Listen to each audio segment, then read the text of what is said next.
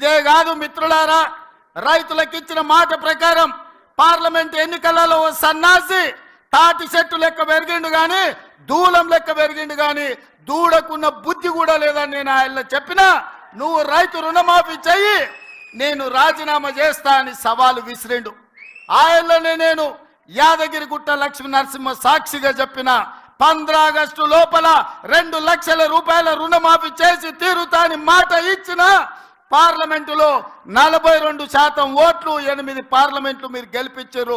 ఇచ్చిన మాట ప్రకారం 15 ఆగస్టు నాడు ఖమ్మం కొత్తగూడెంలో భద్రాద్రి రాముల వారి సాక్షిగా 23 లక్షల మంది రైతులకు 18,000 కోట్ల రూపాయలు రైతుల ఖాతాలో వేసి రైతుల కళ్ళల్లో ఆనందం చూసినాం.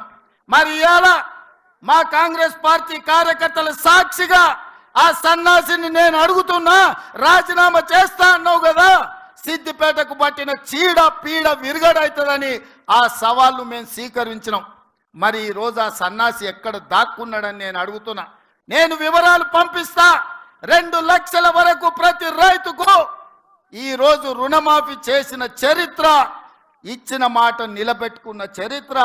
15 ఆగస్టు నాడు పండగ ఉన్నా, కార్యక్రమాలు ఉన్నా, ఇచ్చిన మాట ప్రకారం మేము వెయ్యాల్సిందే అని 3 విడతలు 27 రోజుల్లో 15 ఆగస్టు లోపల 2 లక్షల లోపల రుణమాఫీ అందరికీ చేసినాం. ఇవాళ 2 లక్షల పైన ఉన్న రైతులు ఎవరు ఆందోళన చెందాల్సిన అవసరం లేదు. 2 లక్షల పైన రుణమా ఉన్నవాళ్ళు 2 లక్షల పైన ఉన్న రుణాన్ని మీరు బ్యాంకులో చెల్లించండి. మీరు చెల్లించిన మరుక్షణం ఆ 2 లక్షల రూపాయలను కూడా మీ ఖాతాలో వేసే బాధ్యత మా ప్రభుత్వం తీసుకుంటుందని చెప్పి నేను ఆ రైతాంగానికి తెలియజేస్తున్నా.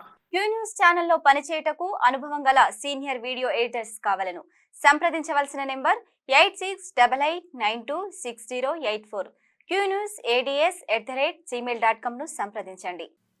లైక్ చేయండి.